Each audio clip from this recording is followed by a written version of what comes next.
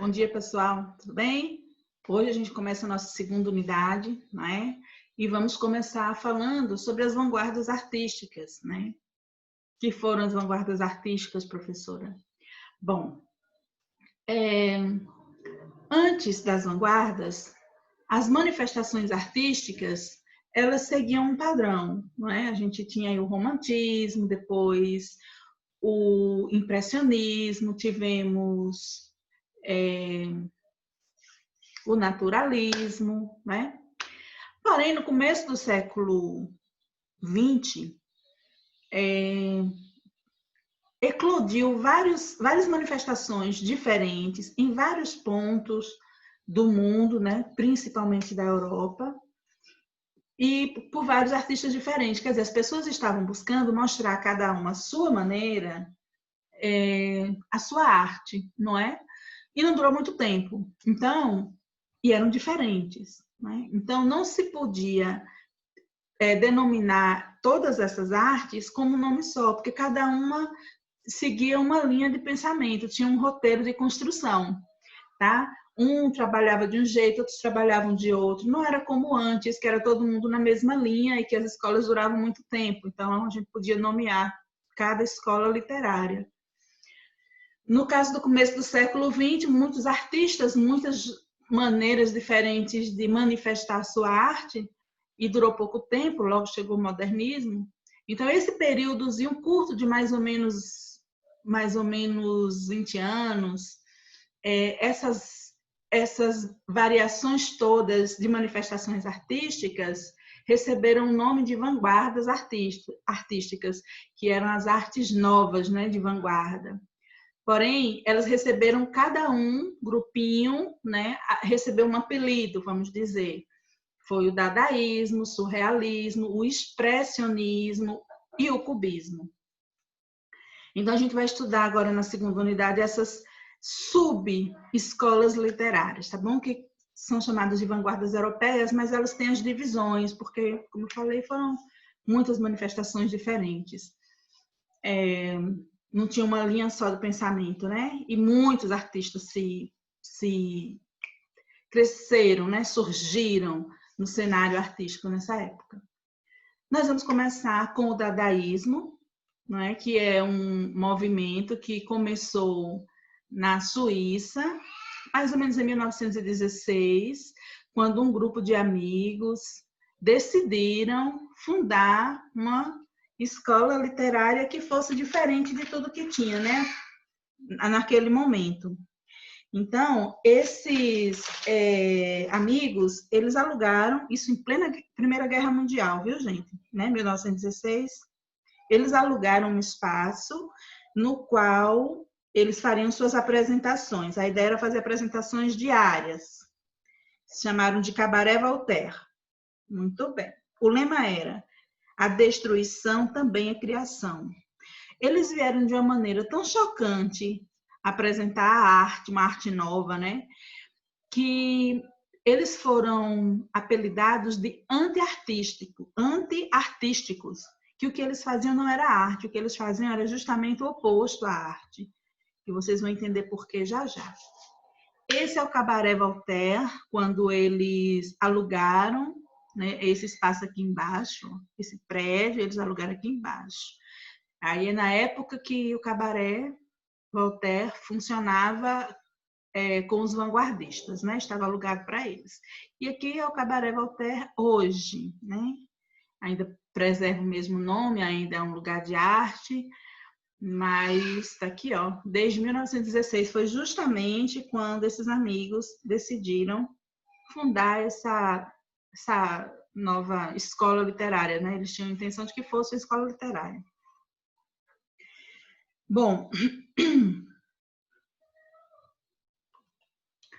a arte deles era considerada uma arte anárquica, sabe? De caos, de desordem, de improviso.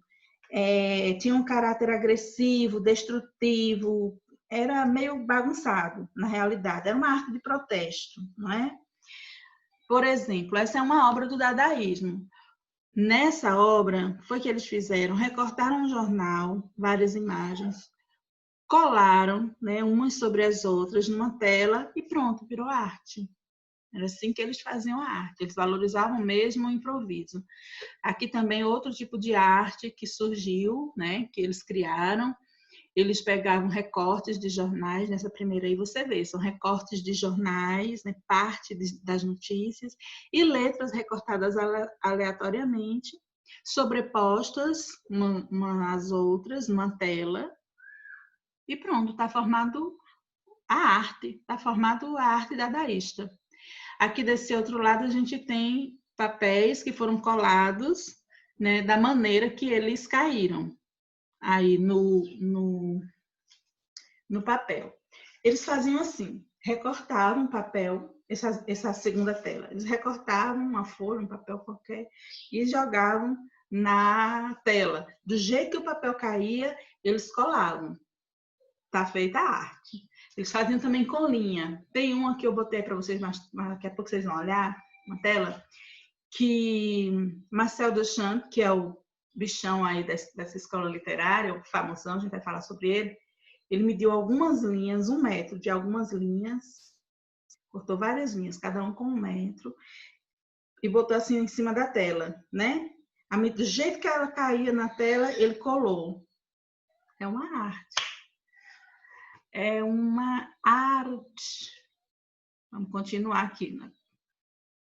Então, para fazer essa tela aí, eles precisaram apenas de tesoura, lápis, papel, régua, cola, para feita a arte.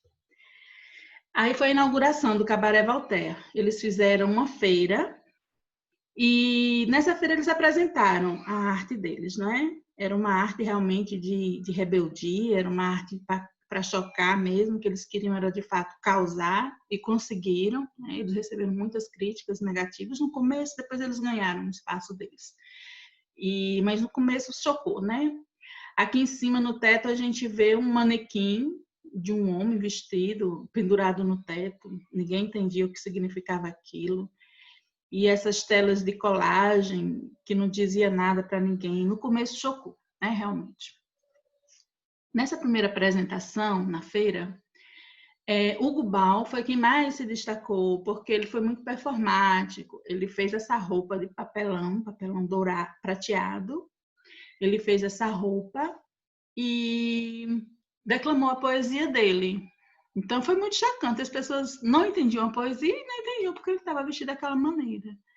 Na verdade, essa arte não tinha exatamente a intenção de conquistar o público. Eles não queriam que o público gostasse, eles queriam apenas que o público conhecesse um novo fazer arte, não é? Tristan Tzara.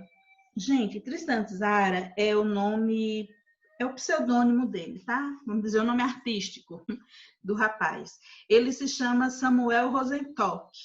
Ele foi também um dos precursores, um dos amigos que se juntaram para formar essa escola, né? Esse modo de fazer arte diferente. Mas ele não participou fazendo nem telas e nem fazendo obras, né? O trabalho dele foi na literatura. Ele escreveu muitos livros importantes para essa época.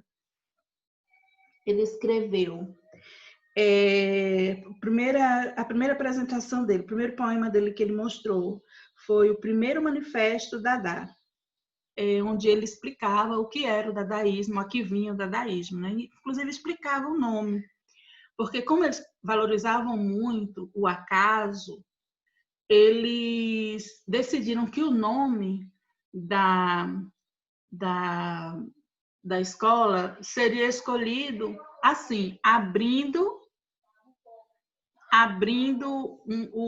o dicionário e apontando para uma palavra. A palavra que saísse, fosse qual fosse, seria o nome dessa escola. E aí saiu o nome Dada, que significa cavalinho de madeira, né? Essa escola, ela nasceu em Zurique, né? Eu não sei se já falei, acho que não falei. Esse Cabaré Voltaire, ele fica na Suíça, em Zurique. E aí ficou assim, cavalinho de madeira. Um nome nada a ver, não é? Ficou desse jeito. Bom, e outras obras dele foram Onde os Lobos Bebem, O Voo, Meio-Dia Ganhou e O Homem Aproximado. Pronto, Marcel Duchamp, tá aí o cara. Esse daí foi o que mais se destacou nesse modo de fazer arte, no dadaísmo. Marcel Duchamp, ele nasceu na França, né? Aos 14 anos ele já pintava, já era bem conhecido, até porque ele tinha um irmão mais velho, Raymond Duchamp, que era famosinho, né? Ele já viajava para Nova York para expor, o irmão dele. E o primo também, Jacques Villon. Então ele era conhecido por ser primo e por ser irmão dessas pessoas.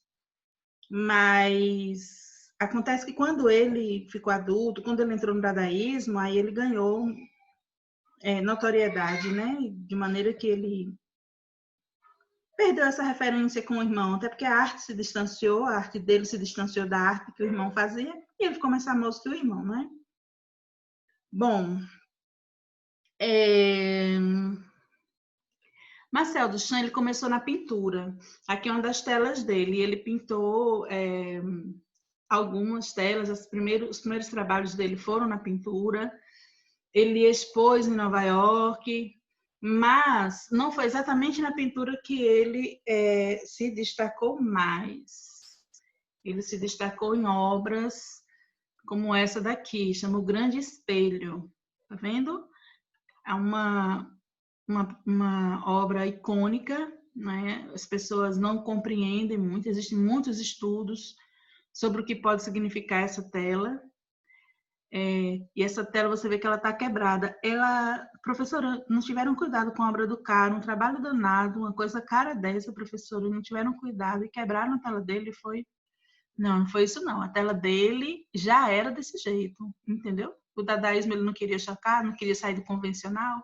Então, se ele fosse fazer uma apresentação de uma peça com o vidro inteiro, não seria ele. Então, o vidro já foi rachado desse jeito, desde a primeira apresentação. Essa obra, ela aparece em muitos filmes, não assim, filmes sobre as obras, né? Claro que vai aparecer. Mas em alguns filmes, assim, ela de relance. E foi capa da Vogue também, que é uma revista muito conhecida, muito famosa. Bom, Marcel Duchamp, ele fez essa arte aqui, ó. Vamos chamar de arte porque é assim que é determinado, né? Denominado. Mas veja só o vandalismo. Ele pegou uma figura de Mona Lisa, fez o bigode de Mona Lisa, tá vendo para cima? Ele fez uma barbicha da Mona Lisa. E embaixo ele escreveu LHOQ. LHOQ. Gente, e ele expôs isso, viu? LHOQ significa ela tem fogo no rabo. Acredita, minha gente? Ela tem fogo no rabo. Então, ele não fez e deixou ali de lado, porque fazer bigode e barbicha em figuras, eu já fiz um monte quando era criança, por aí. Pegava as revistas e saía riscando bigode no povo. Mas expor, e ainda com uma indicação dessa de que ela tem fogo no rabo, foi no mínimo muito desrespeitosa, né? Mas está aí, está exposta em Nova York, no Museu de Arte Moderna, e é bem procurada, enfim, é arte. E uma outra que ele fez também, que é muito famosa, é esse mictório. Isso aí é um mictório. Ele mandou para Nova York, para uma exposição que ia ter, e ele não assinou com o nome dele, ele assinou com o pseudônimo, R. Muth, porque ele queria ver a reação das pessoas, sem saber que a obra era dele, porque ele já estava bem conceituado, né? Resultado, o museu nem recebeu a obra, ou a galeria nem recebeu a obra. Não quis expor a obra, porque disse que não iam botar, o nome da obra era A Fonte, não iam botar um mictório como A Fonte. Devolveu a obra para o endereço, né? Aí, depois que ele viu que a obra não era aceita se não fosse outra pessoa, ele mandou de volta dizendo que era dele, que ele tinha assinado como pseudônimo, mas que a obra era dele. Aí a obra foi aceita e ganhou lugar de destaque na galeria. Então ele percebeu aí que a obra, e se desencantou com isso, viu, gente? Que não importava a obra, não importava o nome de quem fez a obra, né? Então ele ficou um pouco triste por conta disso. Uma outra arte de Marcel Duchamp é essa cadeira, chama roda de bicicleta. Ela está no meio da cadeira, né? Fixada no meio da cadeira. Então, ele também tinha essa brincadeira de pegar um objeto e transformar em outra coisa para dar um novo uso, não é? Ele disse que quando ficava tenso, preocupado, enfim, nervoso, ele ficava girando essa roda dessa bicicleta aí. Então, ele pegou de um uso e partiu para outro uso. Deu um novo uso a ela, né? Deu uma nova roupagem. E aqui do lado é aquele que eu falei para vocês, que ele fez com as linhas, né? Os cordões de 1 metro. Aqui todos os cordões têm 1 metro e ele saiu jogando e colando do jeito que caía. Pronto, virou arte. É o cara. Bom, gente, quando foi mais ou menos em 1924, vê que durou menos de 20 anos, viu? Ou menos de 20 anos. 1924,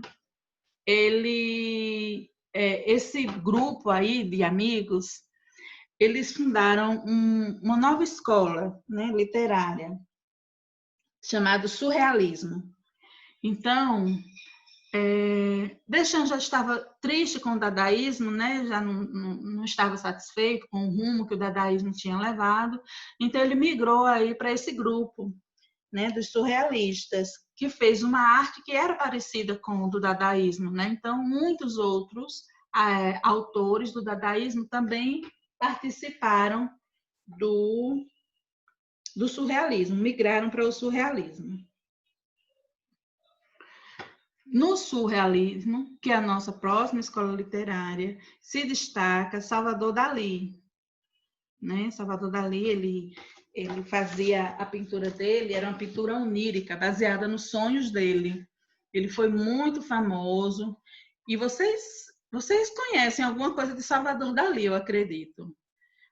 Ó. Ai, meu Deus, entendedores entenderão. Ainda estou tentando superar essa questão aí, viu? Não vou dizer porque vai que alguém ainda vai assistir. E aí a máscara de Salvador Dalí. Salvador Dalí, então, é a inspiração, né, para essa série maravilhosa, que eu espero que vocês sejam fãs também. Quem é fã vai tirar 10, quem não é fã vai tirar 9, ou vai tirar 0.